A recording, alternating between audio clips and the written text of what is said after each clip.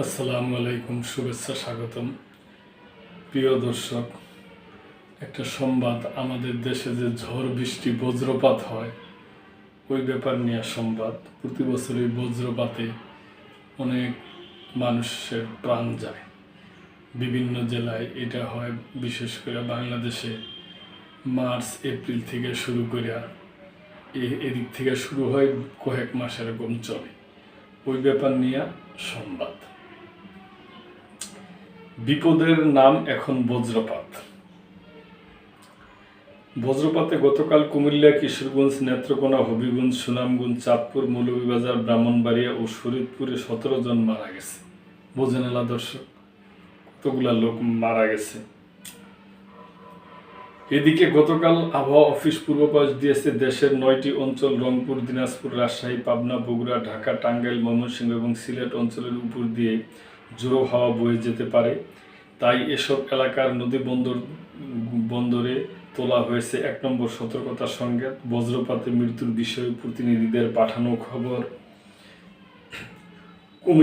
কুমিল্লায় বজ্রপাতে কৃষি জমিতে 3 জন ও খেলার মাঠে 2 জন শিক্ষার্থী সহ মোট 5 জন নিহত হয়েছে।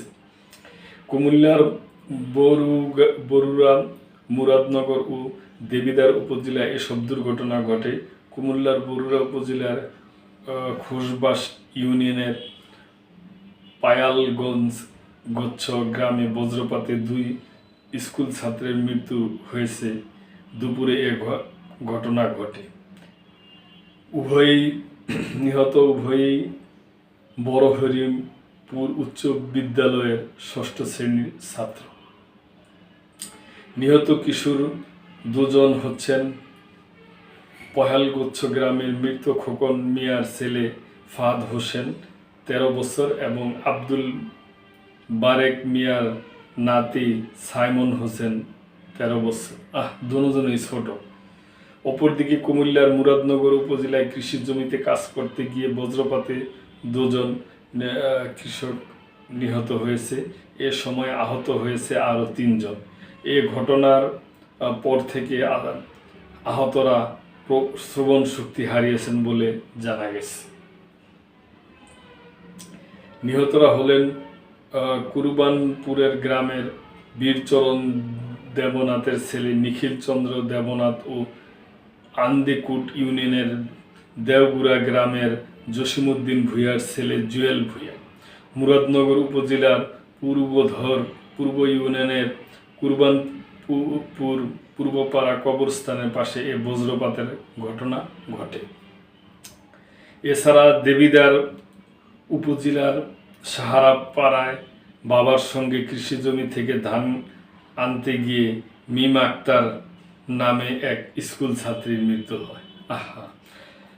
মিম সাহারাপাড়া গ্রামের ইমন মিয়ার মেয়ে। সে সূর্যপুর কোটকান্দি সরকারি প্রাথমিক বিদ্যালয়ের শিক্ষার্থী। কিশোরগঞ্জের হাওরে বজ্রপাতে এক নারী সহ 3 জন নিহত হয়েছে। অষ্টগ্রাম ও মিঠাইন উপজেলার পৃথক 3টি হাওরে এসব বজ্রপাতের ঘটনা ঘটে। নিহতরা হলেন অষ্টগ্রাম উপজেলার কলমা ইউনিয়নের হালালপুর গ্রামের মৃত জ্যোতিচন্দ্রের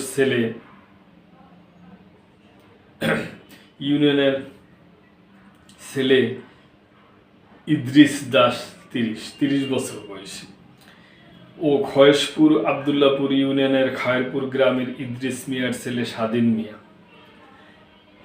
এছাড়া মিঠাইমুন উপজেলার কেওড়াবাজারের ইউনিয়নের রানীগঞ্জ গ্রামের মৃত আশরাফ আলীর স্ত্রী ফুলেচ্ছা বেগম 19 বজ্রপাতে মারা যায়। নেত্রকোনার 2 উপজেলায় পৃথকভাবে 9 ঘন্টার ব্যবধানে বজ্রপাতে শিশুসহ 2 জন নিহত হয়েছেন।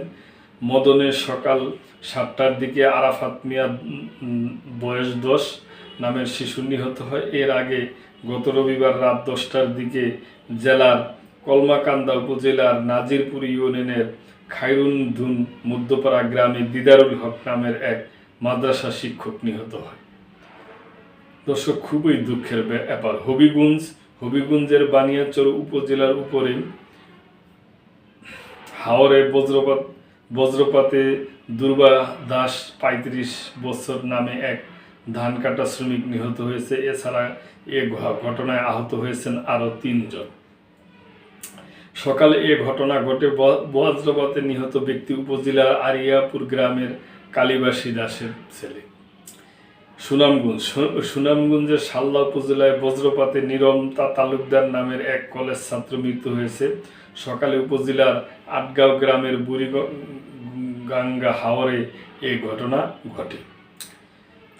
চাঁদপুর কচুয়ায় বজ্রপাতে বিশাখা সরকার ৩৫ বছর বয়সী নামে এক কৃষাণীর মৃত্যু হয়েছে। দুপুরে উপজেলার উত্তর কচুয়া ইউনিয়নের নাহারা গ্রামের রাধা গোবিন্দ বাড়িতে এ ঘটনা ঘটে। নিহত বিশাখা সরকার কচুয়া ইউনিয়নের ছিল।